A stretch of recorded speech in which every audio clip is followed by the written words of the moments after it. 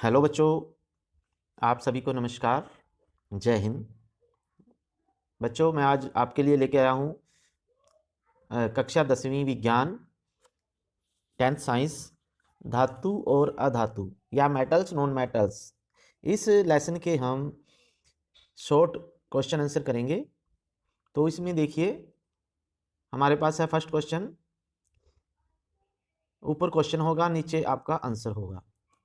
तो question number 1 है, कक्ष ताप पर द्रव अवस्था में पाई जाने वाली धातु का नाम बताओ, या name the metal which is found in liquid state at room temperature. यानी जो सामान्य तापमान पर कौन सी धातु है जो लिक्विड में या द्रव अवस्था में पाई जाती है। तो बच्चों वो है, नीचे देखिए आंसर, एक है पारा। पारा या मरकरी या Hg। तो ये हमारे पास द्रव अवस्था में पाई जाती है। इसको थर्मामीटर्स में यूज भी करते हैं। ठीक है, जो थर्मामीटर में यूज करते हैं मेटल, वो होती है पारा या मरकरी। सेकंड क्वेश्चन है आपके पास, ऊष्मा की सबसे अच्छी चालक धातु कौन सी है, या which metal is best conductor of heat. तो इसमें सेकंड क्वेश्चन में जो है हमारे पास, इसका आंसर है, नीचे देखिए क्वेश्चन नंबर सेकंड में, चांदी, सिल्वर। तो अगर आपको बोले कि बेस्ट कंडक्टर ऑफ हीट या इलेक्ट्रिसिटी, ठीक है, या अच्छी चालक है जो ऊष्मा की और विद्युत की, तो वो चांदी आ जाएगी या सिल्वर होगी।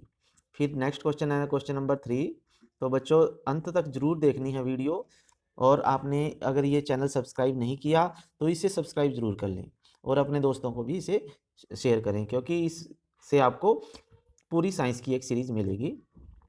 तो ऊष्मा की कुचालक धातु कौन सी है, which metal is insulator of heat या बैड कंडक्टर ऑफ हीट। तो इसमें जो शीशा है वो ऐसी धातु है, लेड, शीशा, लेड या पीबी।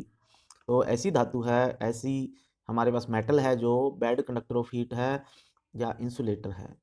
क्वेश्चन नंबर 4 है, अधात वर्धनीय का अर्थ या डिफाइन मेलेबल।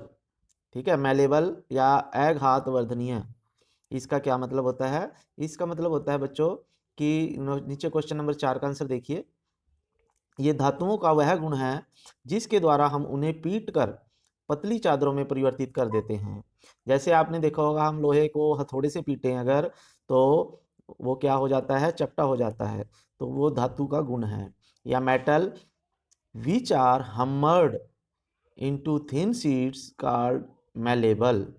ठीक है, जैसे Fe है लोहा, या सोना चांदी जो भी हैं, ठीक है, तो इनको हम पीट कर इनको पतली चादर में परिवर्तित कर सकते हैं। इसे हम अघात वर्धनीय या मैलेबल कहते हैं। ठीक है, मैलेबल। हमर्ड का मतलब उसको पीटा जाता है हथौड़े के साथ। जैसे आपने देखा होगा, रेलवे ट्रैक पे जब हम कोई सिक्का रख देते हैं तो वो चपटा हो जाता है, तो वो क्योंकि मेटल्स का बना होता है, तो वो उसमें ये आता है। फिर है तन्य का अर्थ या डक्टाइल, डिफाइन डक्टाइल। डक्टाइल बोलते हैं इंग्लिश में, हिंदी में तन्य बोलते हैं। तन्य से आप तार से याद रखिए, तय से तन्य, तय से तार, यानी मेटल्स का। अब क्वेश्चन नंबर 5 है ये, इसका आंसर देखिए, धातुओं को खींचकर पतली तारों में परिवर्तित किया जा सकता है। जैसे सोना चांदी तांबा है, जैसे इनकी हम तारें बना देते हैं। जैसे तांबे की तार तो आपने देखी है, लोहे की भी तार होती है, और सोने की भी तार होती है। तो metals can be pulled and converted into thin wire easy. Example है gold, silver, copper is called ductile, या तन्यता कहते हैं इसे। जब हम धातुओं की खींचकर तारें बना सकते हैं, तो धातुओं के इस गुण को हम तन्य या डक्टाइल कहते हैं। तभी हम लोहे की या तांबे की, कॉपर की वायर बना सकते हैं, आयरन की वायर बना सकते हैं। क्वेश्चन नंबर 6 है, सोडियम Na एंड पोटाशियम के धातु को कैरोसिन तेल में डुबोकर क्यों रखते हैं। या वाई Na एंड के metals always dipped in kerosene oil. ठीक है, यानी सोडियम और पोटाशियम को हम कैरोसिन ऑयल में या तेल में डुबोकर क्यों रखते हैं। तो इसका क्वेश्चन का देखिए, क्वेश्चन नंबर 6 का आंसर है नीचे आपके पास, Na एंड के अत्यधिक अभिक्रियाशील धातुएं होती हैं। जो सोडियम होता है और पोटाशियम होता है ना, तो ये बहुत ज़्यादा सक्रिय धातुएं होती हैं, अभिक्रियाशील धातुएं होती हैं। ये अगर हम इनको ना डुबो के रखें, अगर हम इनको ऐसे भी रख दें, तो ये क्या करती हैं, ये ऑक्सीजन के साथ अभिक्रिया कर लेती हैं। ठीक है, sodium and potassium are very reactive metals. तो वो रिएक्ट कर लेती हैं, जो एयर में, वायु में ऑक्सीजन होती है उसके साथ एक साथ अभिक्रिया करके उसमें आग लग जाती है, तो वो एकदम से खत्म हो जाती है। इसलिए हम इनको डुबो के रखते हैं केरोसिन ऑयल में। ठीक है, लैब में भी आपने अगर देखा होगा कभी, आप अपने स्कूल की लैब में देखिए, वहाँ पे आपको दिखाया जाएगा, सोडियम मेटल होती है लगभग साइंस लैब में। तो ये देख सकते हो, आप अपने साइंस टीचर से पूछ सकते हो। फिर है धातुओं की परिभाषा लिखो। धातुओं यानी डिफाइन मेटल्स। मेटल्स क्या होती हैं, धातुएं किसे कहते हैं? तो वे तत्व जो इलेक्ट्रॉन खोकर धनायन बनाए या धनात्मक आयन बनाते हैं, जैसे सोडियम है, पोटाशियम है, लिथियम है, एल्युमिनियम है, कॉपर है, ये सभी मेटल्स हैं, क्योंकि इनकी आउटर मोस्ट सेल में फालतू इलेक्ट्रॉन होते हैं जो उनको छोड़ने पड़ते हैं, ताकि वो जो इनर मोस्ट सेल हैं बाकी वो कंप्लीट हो जाएं।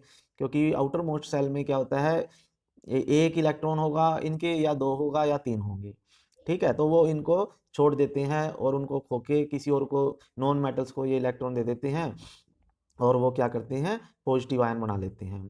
ठीक है, the elements have tendency to loss electrons and form, form लिखा हुआ है इसमें, फॉर्म लिखना है आपने, form positive ions are called metals. ठीक है, उन्हें हम मेटल कहते हैं जो इलेक्ट्रॉन खोते हैं, और जो इलेक्ट्रॉन लेते हैं उन्हें नॉन मेटल्स कहेंगे। ठीक है, आगे आ गया, जैसे अधातु की परिभाषा लिखो, डिफाइन नॉन मेटल्स।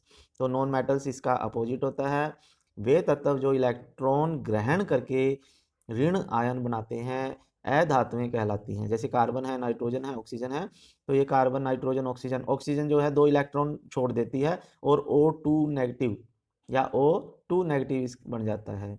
या elements have tendency to gain electrons and form negative ions are called non metals. जैसे कार्बन है, नाइट्रोजन है, ऑक्सीजन है, फ्लोरीन है, तो ये सभी नॉन मेटल्स होती हैं। ये इलेक्ट्रॉन ग्रहण करती हैं, एक्वायर करती हैं, और जहाँ भी इलेक्ट्रॉन जाता है ना, वहाँ नेगेटिव चार्ज आ जाता है, और जहाँ से इलेक्ट्रॉन जाता है उसके ऊपर पॉजिटिव चार्ज आ जाता है।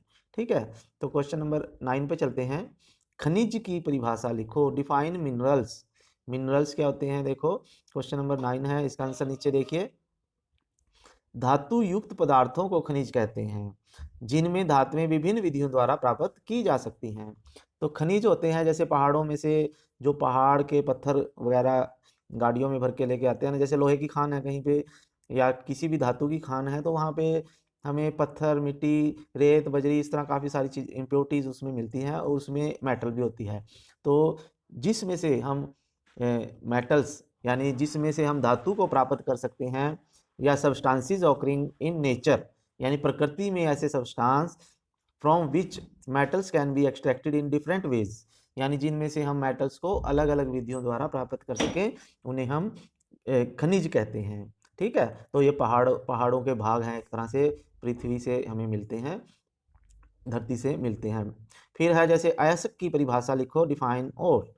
अब जब खनिज आते हैं, खनिजों में से हमें उनमें से मिट्टी, रेत, बजरी जो अशुद्धियाँ होती हैं ना, उनको अलग कर लेते हैं। ठीक है, तो फिर हमारे पास अयस्क मिलता है हमें, फिर अयस्क में से हमें मेटल मिलती है। ठीक है, तो अयस्क की परिभाषा है, 10वां क्वेश्चन देखिए। जिन खनिजों से धातुओं को निकालना सरल और लाभकारी होता है उन्हें अयस्क कहते हैं। The minerals from which metals can be extracted easily and profitable are called ores. यानी ओर्स से हम, और या अयस्क से हम क्या करते हैं, मेटल्स को आसानी से निकाल सकते हैं, क्योंकि उसमें ज़्यादा अशुद्धियाँ नहीं रहती, कम रह जाती हैं। जैसे हेमेटाइट है, हेमेटाइट आयरन का ओर होता है। एल्युमिनियम का ओर जो है या अयस्क जो है वो बॉक्साइट होता है। तो इस तरह से हमें खनिज से पहले अयस्क निकालना होता है और लेना होता है, फिर और से या अयस्क से हम धातु निकालते हैं। फिर आगे क्वेश्चन नंबर 11 है, गैंग की परिभाषा लिखें। अब गैंग क्या होते हैं, गैंग होते हैं जैसे आप देखते हो गैंग, आप नॉर्मली कहते हैं भाई ये तो गैंग बना रखी है इन्होंने। तो क्लास में अगर किसी की भी, आपकी क्लास में अगर कोई बच्चे गैंग बनाते हैं तो उसको बुरा मानते हैं हम। ठीक है, तो वो एक तरह से आपकी क्लास की अशुद्धियां हैं, ठीक है। डिफाइन गैंग, तो गैंग वैसे ही जो खनिजों में मिले हुए रेत, मिट्टी या गंदगी होती है उसको हम गैंग कहते हैं। ठीक है, खनिज पदार्थों के साथ जैसे हमें पहाड़ों में से खनिज लेके आएंगे तो उसके साथ मिट्टी भी होगी, बजरी भी होगी, रेत भी होगा, बहुत ज़्यादा अशुद्धियाँ होंगी, तो उसे गैंग कहते हैं। या earthy impurities present along with metals are called gangue. ठीक है, अर्थी यानी खनिजों के साथ जो रेत, बजरी, मिट्टी वगैरह इम्प्योरिटीज होती हैं उसे हम गैंग कहते हैं। फिर निम्नलिखित की परिभाषा लिखो। अब इनकी परिभाषा लिखनी है हमने। जैसे पहले है भर्जन, तो भर्जन की परिभाषा क्या होती है? भर्जन होता है सल्फाइड एसिड को वायु की अनुपस्थिति में गर्म करने को भर्जन कहते हैं। इसे रोस्टिंग बोलते हैं इंग्लिश में, रोस्टिंग। कई बार हिंदी में भी आ जाता है रोस्टिंग लिखा हुआ, भर्जन रोस्टिंग दोनों में आप याद कीजिए, तो जैसे भी क्वेश्चन आए तो आपको पता लगना चाहिए। तो the process of heating sulphide in presence of air is known as roasting. ठीक है, वायु की उपस्थिति में जब हम सल्फाइड एसिड को गर्म करते हैं तो उसे रोस्टिंग कहते हैं। फिर आता है निस्तापन या कैल्सिनेशन। तो नीचे क्वेश्चन आंसर देखिए, निस्तापन या कैल्सिनेशन क्या होता है? कार्बोनेट एसिड को, यानी कार्बोनेट के एसिड को जब हम वायु की बहुत कम सीमित उपस्थिति में यानी या अनुपस्थिति में, तो आप ये याद रखो कि कार्बोनेट एसिड को हम वायु की अनुपस्थिति में गर्म करते हैं तो उसे निस्तापन कहते हैं। ठीक है, process of heating carbonate in absence of air, in absence of air यानी उनके पास ऑक्सीजन नहीं जानी चाहिए, तो जब हम उनको गर्म करें तो उसे हम निस्तापन या कैल्सिनेशन कहेंगे। फिर आता है मिश्र धातु किसे कहते हैं? तो नीचे आंसर देखिए, मिश्र धातु होता है धातु धातु यानी जब दो धातुएं आपस में मिले हों या धातु अधातु मिले हों के समांगी मिश्रण को मिश्र धातु कहते हैं। जैसे पीतल है, कांसा है, स्टेनलेस स्टील है, तो ये मिश्र धातुएं होती हैं। इनमें या तो दो धातुएं होगी या एक धातु होगी, एक अधातु होगी। तो homogeneous mixture of metals and non metals is known as alloys. जैसे ब्रास है, ब्रॉन्ज है, स्टेनलेस स्टील है, तो ये सभी मिश्र धातुएं होती हैं। मिश्र धातुओं का मतलब धातुओं का मिश्रण या धातु अधातु का मिश्रण। ठीक है, या एलोय बोलते हैं इसे इंग्लिश में। फिर आता है संरंस या एमलगम। संरंस या एमलगम है जो इसकी नीचे आंसर देखिए। संरंस या एमलगम का मतलब होता है ऐसी मिश्र धातु जिसमें एक धातु पारा भी हो, उसे अमलगम कहेंगे या संरंस कहेंगे। And amalgam in which one metal is mercury. ठीक है, तो अमलगम में मरकरी भी होता है, एलोय होता है ये ऐसा जिसमें मरकरी हो, उसे हम अमलगम या संरंस कहते हैं। फिर आगे है आपके पास क्वेश्चन, इसी की परिभाषा एक और है, संक्षारण या धातुक्षय या कोरोजन। कोरोजन, ठीक है, कोरोजन का मतलब है इसमें देखिए, संक्षारण का मतलब होता है कि किसी धातु की सतह के वायु, नमी या किसी अन्य पदार्थ से प्रभावित होने के कारण वो कमजोर पड़ जाता है, उसके ऊपर संक्षारण हो जाता है। ठीक है, उसे संक्षारण कहते हैं। जैसे जंग लगना होता है सिंपल भाषा में, जैसे लोहे को जंग लग जाता है ना, तो उसे हम संक्षारण कहेंगे। यानी जब कोई भी मेटल या कोई भी धातु वायु, नमी की उपस्थिति में वो कमज़ोर हो जाती है, उसके ऊपर एक अलग से परत जम जाती है जो उसको कमज़ोर कर देती है, तो उसे संक्षारण कहते हैं। ईटिंग अप मेटल्स इंग्लिश में देख लेते हैं। Eating up metals due to the presence of air moisture is called corrosion. ठीक है, कोरोजन। तो कोरिजन का क्या कहेंगे? जब कोई मेटल जो है एयर की उपस्थिति में, प्रेजेंस में ईटिंग हो जाती है उसकी, यानी वो खत्म हो जाती है, तो उसे कोरिजन कहते हैं। आगे क्वेश्चन है क्वेश्चन नंबर 13, रणनीतिक धातुएं क्या हैं? तो रणनीतिक धातुएं क्या होती हैं? रणनीतिक या what are strategic metals, what are strategic metals, यानी रणनीतिक धातुएं वो होती हैं। रणनीति का मतलब रण, रण का मतलब युद्ध क्षेत्र यानी वार। जब हम लड़ाई में जिन धातुओं का उपयोग करते हैं उन्हें हम रणनीतिक धातुएं कहते हैं। यानी जिनके हम जहाज, रॉकेट, इस तरह से वेपन्स बनाते हैं ना, तो उन्हें हम रणनीतिक धातुएं कहते हैं। जैसे वे धातुएं जो देश की अर्थव्यवस्था, रक्षा के लिए आवश्यक मानी जाती हैं, उन्हें रणनीतिक धातुएं कहते हैं। जैसे टीन है, कोबाल्ट है, ठीक है, तो ठीक, इन्हें हम क्या कहेंगे? रणनीतिक धातुएं। तो metals of vital importance to the national defense, energy and industry sector are strategic metals। तो जो इंडस्ट्री में और युद्ध के सामान बनाने में जिनका उपयोग करते हैं उन्हें रणनीतिक धातुएं कहते हैं। ठीक है, आगे क्वेश्चन है आपके पास 14th, कौन सी अधातु विद्युत और ऊष्मा की सुचालक है? वैसे तो लगभग सभी अधातुएं जो होती हैं विद्युत और ऊष्मा की कुचालक होती हैं, bad conductor of electricity and heat होती हैं नॉन मेटल्स। लेकिन हमारे पास एक अधातु ऐसी भी है जो क्या है, गुड कंडक्टर ऑफ इलेक्ट्रिसिटी है। और तो जो हमारे पास ग्रेफाइट है, कार्बन का अपरूप है जो ग्रेफाइट या एलोट्रोप्स ऑफ कार्बन जो हैं वो जो है ऐसी अधातु है, ठीक है, जो क्या है भाई, which a non metal is good conductor of heat and electricity is graphite. तो ग्रेफाइट जो है विद्युत और ऊष्मा का सुचालक होता है। तो ग्रेफाइट जो होता है आपने देखा होगा ग्रीस, तो ग्रीस को ही ग्रेफाइट कहते हैं जो हम गाड़ियों में बॉल बेरिंग में इनमें डालते हैं, तो वो ग्रेफाइट है। फिर आगे क्वेश्चन नंबर 15 आ गया आपके पास, कौन सी अधातु द्रव अवस्था में पाई जाती है, या which non metal exist in liquid form?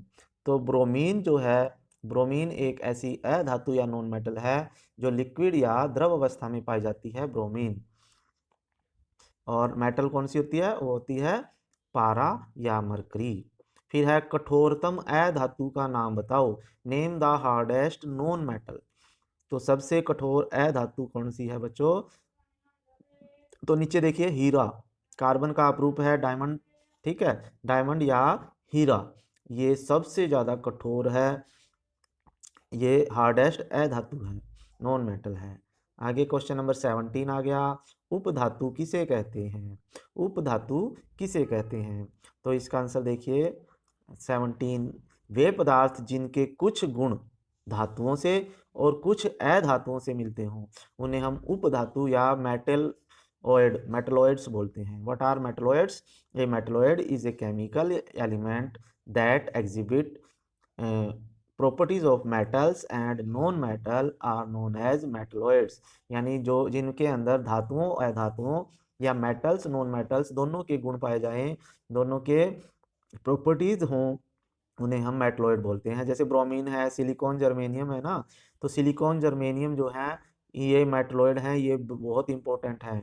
ये जो है कंप्यूटर चिप्स वगैरह बनाने में यूज होते हैं, जो कंप्यूटर की चिपें बनती हैं, मोबाइल फ़ोनों की चिपें बनती हैं, तो ये मेटलॉइड्स के कारण ही हैं, सिलिकॉन जर्मेनियम के कारण ही हैं।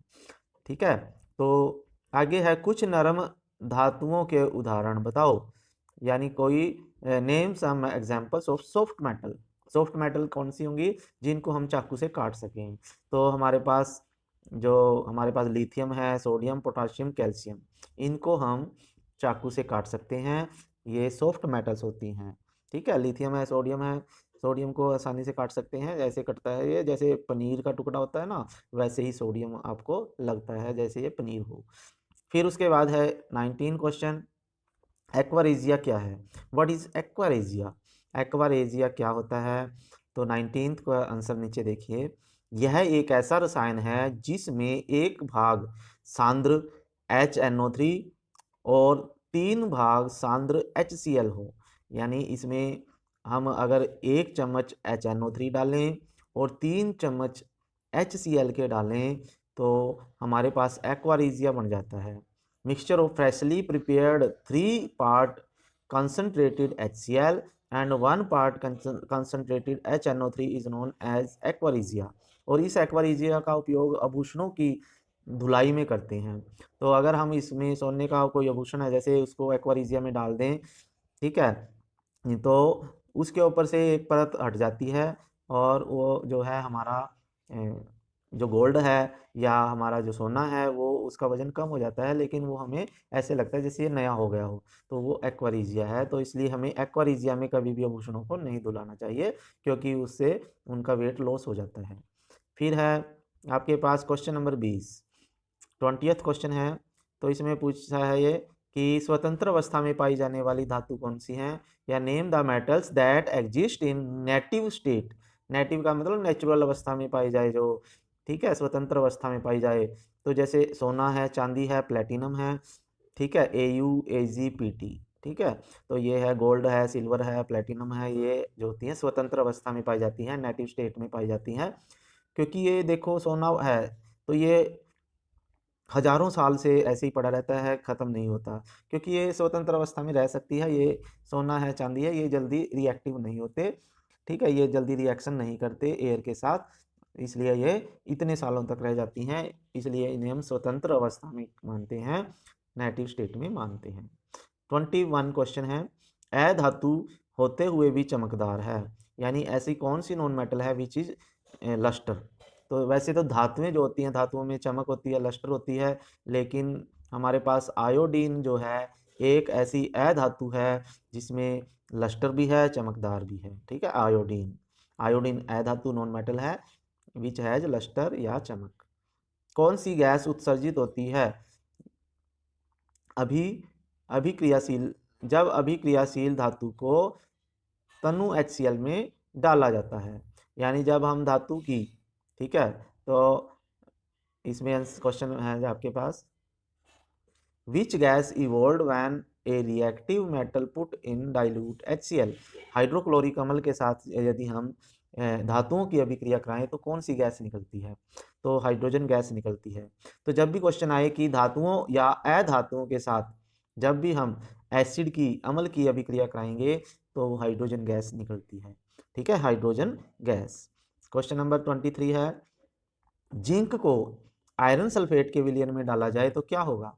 What happened when zinc Zn placed in FeSO4 solution, ठीक है। तो जब हम जिंक को किस में डालते हैं, आयरन सल्फेट में, तो क्योंकि जिंक जो होता है ज़्यादा रिएक्टिव होता है तो वो सल्फेट को डिस्प्लेस कर देता है, तो जिंक सल्फेट बन जाता है और Fe लोहा अलग हो जाता है, ठीक है। तो ये नीचे अभिक्रिया जैसे आप देखिए, जिंक आयरन को FeSO4 से विस्थापित कर देता है और ZnSO4 बना देता है। Zinc displaces Fe from FeSO4 because zinc is more reactive than Fe। तो जो भी मोर रिएक्टिव, ज़्यादा रिएक्टिव मेटल होगी वो कम रिएक्टिव मेटल को डिस्प्लेस कर देती है, यानी कम रिएक्टिव मेटल की जगह जाके बैठ जाएगी मोर रिएक्टिव, ठीक है। तो वो डिस्प्लेसमेंट रिएक्शन भी बोलेंगे इसको। इसमें कौन सी रिएक्शन, जैसे Zn plus FeSO4 ZnSO4 plus Fe, तो ये रिएक्शन होगी। ये नेक्स्ट क्वेश्चन है आपके पास, रासायनिक अभिक्रिया को पूरा करो, यानी जो 23 क्वेश्चन है इसकी रासायनिक अभिक्रिया आपके पास ये नीचे दी गई है। Zn zinc plus FeSO4, ferrous sulphate बोलते हैं इसके, या आयरन सल्फेट बोलेंगे, तो ये आ जाएगा ZnSO4, यानी जहाँ Fe है वहाँ Zn लग जाएगा और Fe अलग रह जाएगा बेचारा, ठीक है। फिर उसके बाद है आपके पास रसायन फिर 25 निम्नलिखित रासायनिक अभिक्रिया होगी, ठीक है। तो नीचे is the following equation possible, तो जैसे Fe प्लस ZnSO4, तो ये अभिक्रिया नहीं होगी, नो रिएक्शन, ठीक है, नहीं होगी, क्योंकि जिंक जो है ज़्यादा रिएक्टिव है, उसको Fe जो है, लोहा जो है, जिंक को डिस्प्लेस नहीं कर सकता, क्योंकि जिंक अधिक रिएक्टिव मेटल है। तो आज की वीडियो में मैं इतने ही क्वेश्चन कराऊंगा, नहीं वीडियो काफ़ी लंबी हो जाएगी। फिर मिलेंगे नेक्स्ट वीडियो में, तब तक के लिए आप चैनल सब्सक्राइब कर लीजिए, बेल आइकन को भी दबा लीजिए और अपने दोस्तों को इसे शेयर कीजिए, लाइक कीजिए। Thank you.